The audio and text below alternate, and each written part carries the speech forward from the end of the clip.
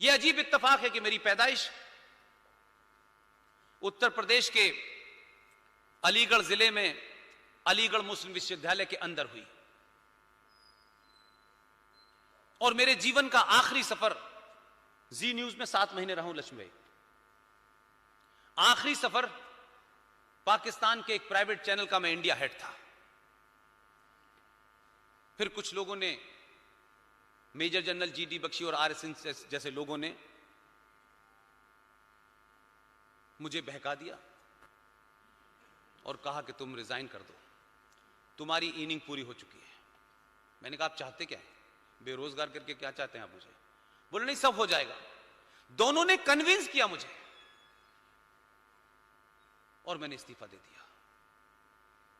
और उन्होंने स्पेसिफिक कहा, अलीगढ़ में पैदा होना, मैं ये सब चीज नहीं मानता था, मुझे इतना ज्यादा ज्ञान नहीं था।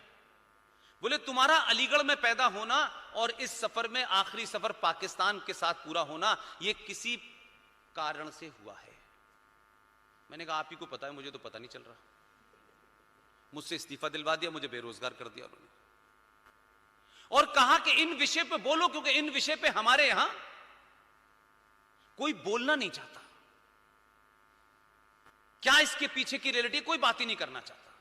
यह बात अलग है कि बगनबेरिया की डंडी से मौलवी साहब ने 5वीं क्लास तक इतना मारा है कि पहले कलमे से लेकर आखिरी कलमा रटा दिया उन्होंने।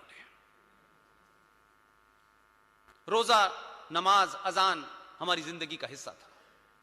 मैंने भी उसको यह सोच के नहीं कि ये कोई हमारे ऊपर थोपा जा रहा है, सब पढ़ रहे हैं तो हम भी पढ़ रहे थे, अकेले हिंदू छात्र थे।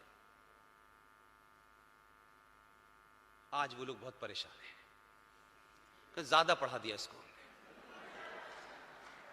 बड़े दुखी हैं बेचारे। रोज मेरा दिन में 15-20 बार गला कटता है, फिर मैं उसे जोड़ लेता हूं। यह सिलसिला लगातार जारी है। तो आरएसएन ने मुझसे यही कहा, तो मैंने कहा साहब आप कह रहे हैं, मैं मान लेता हूं। और उसके बाद फिर मैं ये गली गली मोहल्ले मोहल्ले जाकर के अपनी बात कह रहा हूं।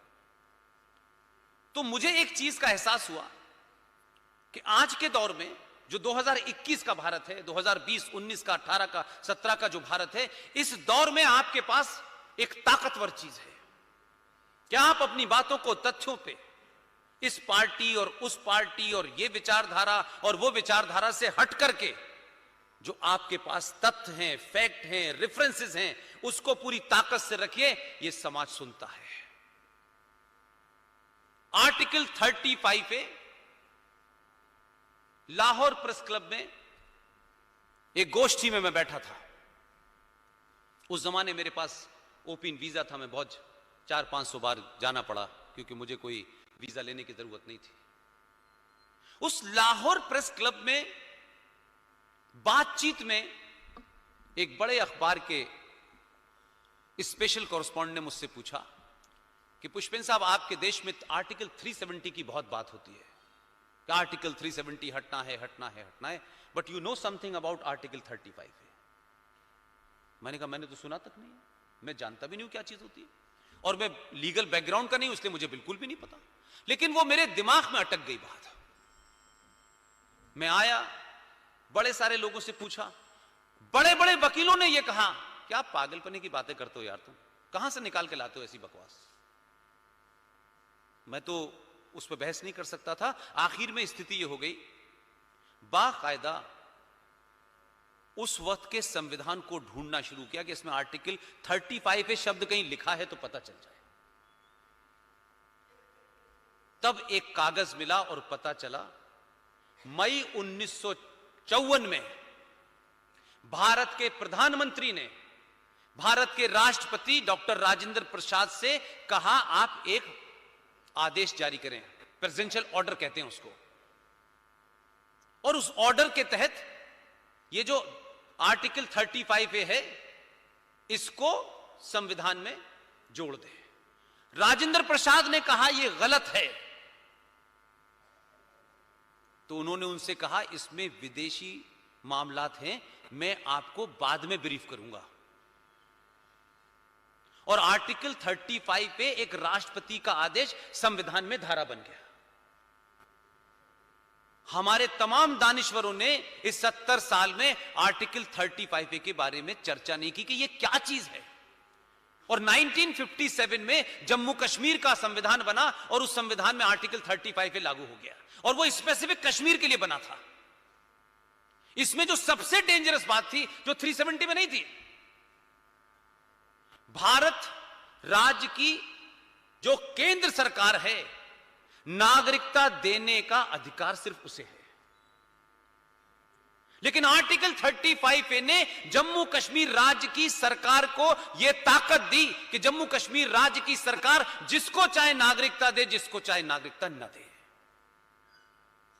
इसलिए जब कोई बात मुझसे कहता है ना कश्मीरियत, इंसानियत, तो मेरा दिल चाहता है दो चांटे मारो उसके। जिन लोगों के बारे में हम यह कह रहे हैं वो कितने शार्प और शूर थे। जम्मू कश्मीर ने अपने संविधान उनका बना 57 में और भारत के अंदर 54 में भारत के संविधान में आई बात थी। लेकिन उन्होंने क्या किया, कितने शार्प लोग थे और कितने लाचार हमारी दिल्ली थी कि उन्होंने कहा साहब हम आर्टिकल 35 पे अपने संविधान में इंक्लूड कर रहे हैं, लेकिन इसके लागू होने की डेट 1944 रखेंगे। यानी जो चीज 1954 में बनी है वो भारत के संविधान में 1954 में आ रही है। वो गलत है सही है उस पर बहस नहीं कर रहा मैं, लेकिन उन्होंने 1957 में जब अपना संविधान बनाया तो कहा 35A के लागू करने की डेट 1944 में रखेंगे। मैं कहता हूं 1944 क्यों, 632 रख लेते, पूरी ख्वाहिश पूरी करो।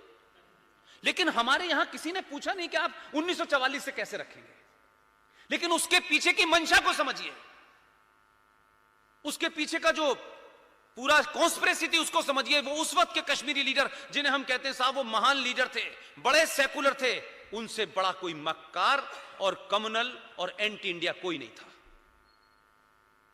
1944 की डेट इसलिए रखी गई कि 23 मार्च 1940 को लाहौर के अंदर करारदाते पाकिस्तान, रेजोल्यूशन ऑफ पाकिस्तान, पाकिस्तान बनने का रेजोल्यूशन पास हुआ था, जहां अटल जी गए थे लाहौर फूल चढ़ाने के लिए। ये वही जगह है जहां पर मुस्लिम लीग की 23 मार्च 1940 में आखिरी मीटिंग हुई थी और जहां पाकिस्तान बनने का प्रस्ताव पारित हुआ था। 1940 के उस प्रस्ताव के बाद पाकिस्तान में यह हो गया था कि पाकिस्तान किस दिन मिलेगा सिर्फ इतना ही है, लेकिन पाकिस्तान बनने जा रहा है। धीरे धीरे वहां से लोगों का चलना शुरू हुआ। लेकिन हमारे हिंदू भाई, क्योंकि वहां लाहौर की लाइब्रेरी को आप जाएं, सब कुछ अवेलेबल है। मैं 12 साल यही मैंने बहुत काम किया, वही तस्वीरें देखी। कुछ तस्वीरों को, क्योंकि यहां माएं बहनें बैठी हुई हैं, मैं डिस्क्राइब नहीं कर सकता। वो छपी हुई है लाहौर की लाइब्रेरी में, और मैं सोचता हूं इतना सब कुछ होने के बावजूद भी ये बीमारी हमारे अंदर से गई नहीं। लाहौर की सड़कों पे लक्ष्मी जी, हिंदू महिलाओं, सिख महिलाओं को निर्वस्त्र करके नचाया गया और सरदारों से कहा तुम ढोल बजाओ। वो ढोल बजा रहे थे लाहौर की सड़कों पे।